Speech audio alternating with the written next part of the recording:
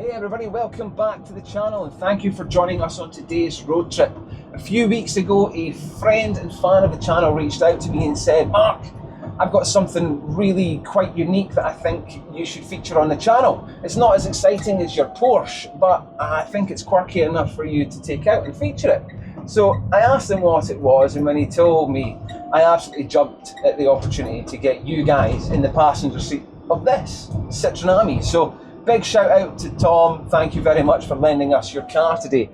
If you don't know what a Citroën Ami is, it is an urban mobility vehicle released from Citroën in 2022. It's a small electric car with a 5.4 kilowatt electric battery that gives it a range of about 40 to 45 miles, depending on obviously a couple of external factors, things like weather or whether or not there's a slight incline. It has a 6 kilowatt electric motor, which gives it a staggering 8 brake horsepower, which is probably the equivalent of what you get in an electric reclining chair. And with that eye-watering output, it has a top speed of 28 miles per hour. Now, the title of this video was a little bit misleading, I have a confession to make, and we're not actually going to be driving up a volcano. What we're driving up is a dormant volcanic sill. So the Law Hill was made from a dormant volcanic sill around about 400 million years ago.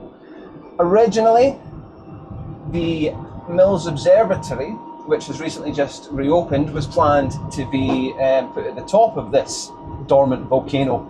But after the First World War, that plan changed and they decided to put a memorial to the fallen soldiers who had given their lives to protect the country. And the Mills Observatory moved across to Balgay Hill, which is also part of the same volcanic sill, which, if you want to know, actually originates in Stirling. So the actual volcano is somewhere around Stirling. Stirling, if that's of any interest to you. Now, today the car has absolutely conquered this hill, no problem at all. And there's been zero issues getting this car up here today, and it really has conquered the volcano today. So I'm glad that it managed that, and you know what, it done it with absolutely zero fuss and no messing whatsoever. When we get to the top of the hill here, I will talk through the car a little bit, tell you a little bit about it and what to expect. So the Citroën Ami retails around about £8,000. You can pick one up on the second-hand market for about £6,000. There's also different variations of it as well that have different, slightly different layouts. The cargo version, which has no second seat here, no passenger seat, and a sort of moulded section for all your Amazon packages, if that's what you're into. There's also a buggy version, which is an off-road iteration, which does away with the doors entirely and gives you like a tubular sort of door frame, and everything's exposed to the weather. There's also plastic sort of rollers that you can pull over it if the weather starts getting bad. This one, being the Pop, has suicide doors on this side and regular doors on this side, and that is all due to cost cutting and cost saving measures. This car is designed to be produced cheaply, and as I said earlier, even though I'm calling it a car, it's actually closer to a quad bike. But I thought I would give a little bit of a run through today just to see how it felt driving one of these things and what it's like to drive, and ultimately show you guys the fantastic view that you get here at the top of the Law Hill, and just give you guys a little bit of a talk through in regards to this car. Now, if you don't know what I was doing down there, the car has an automatic gearbox, and the buttons for it are down here on the left hand side of the passenger seat. And it just speaks to how quirky this car is. It has absolutely no frills. It doesn't have anything that you don't need. It's got the basic most basic necessities to get you from A to B. And that's what this car is all about. It's all about offering freedom of mobility and getting people out without it costing an arm and a leg.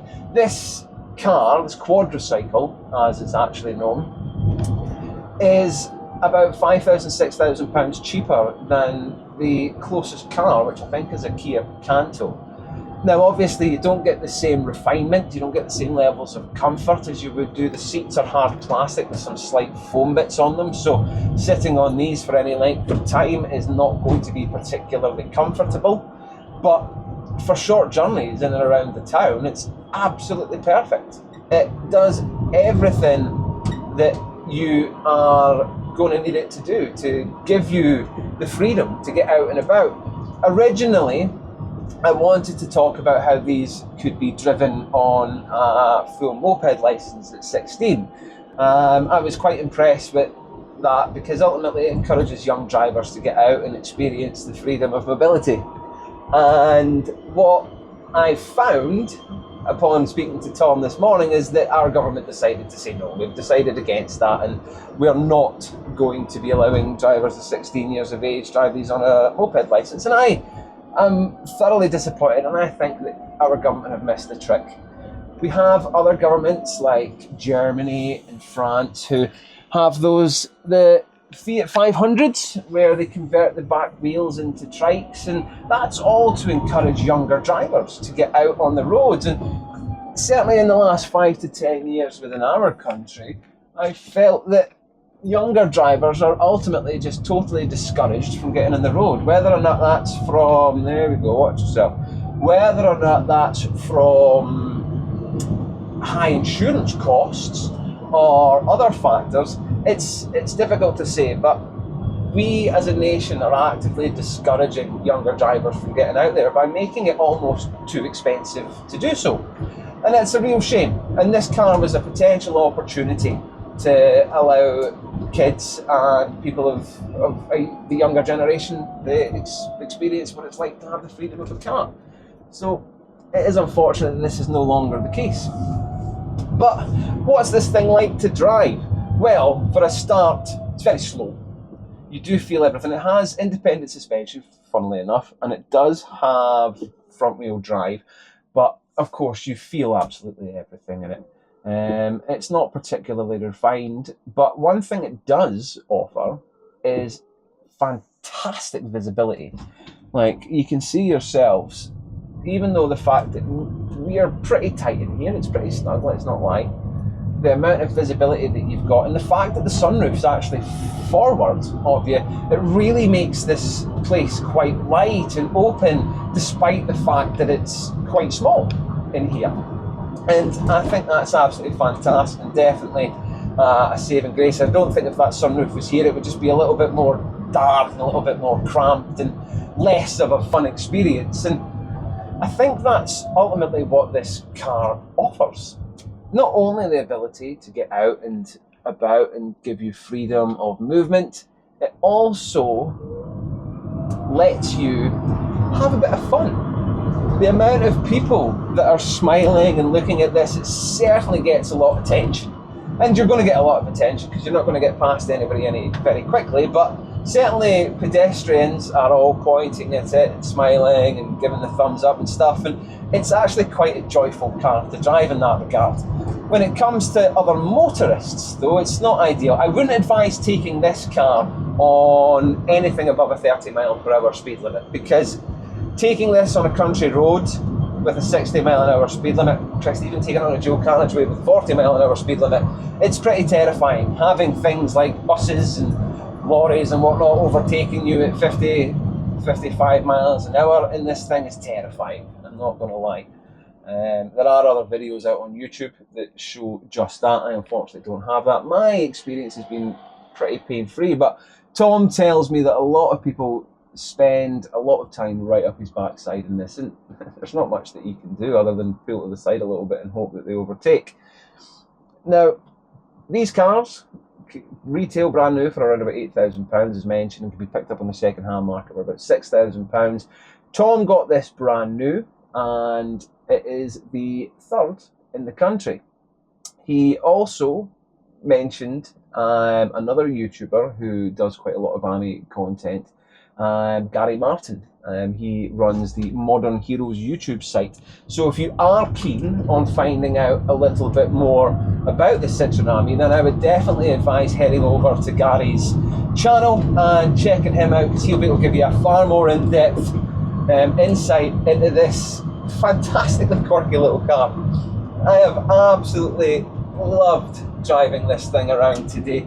I'm so glad that we managed to get up and over the Volcano. I'm also glad that I've managed to leave enough range for Tom to get home. So that's a start. I had the foot down there, we're 29 miles an hour. We're actually going faster than the car allows. We're moving at a blistering pace at the moment, guys. All joking aside, that's not what this car's about. This car is about getting you from A to B with the bare minimum that you need to be able to do that. Options wise, the only options really that you get are the colour for the storage units there, and they kind of remind me of the inserts that you get in a packed lunchbox. But as far as options go, it's really just the slight differences in colour that you will get. You'll obviously get different options and stuff within the other ones. It comes in, the Pop comes in one paint colour, the Buggy also comes in another paint colour, and you don't get much in the way of options with these things, because that's not what they're for. The whole purpose of this car is to give you cheap, well, I say cheap, it's quite an expensive entry cost. Again, talking about that whole thing with insurance and stuff, but you can get one of these and potter about town and fundamentally save yourself quite a lot, if that's the kind of driving that you do. What I originally wanted to do with this car, beyond seeing if it could conquer a volcano, was I liken this car to the Fisher-Price roller skates from the 80s that absolutely everybody had. Very simple, incredibly well designed, and served the purpose of being one of the first methods of transport that you as a child would get. They would be one of the first things that would allow you additional mobility above what walking can do.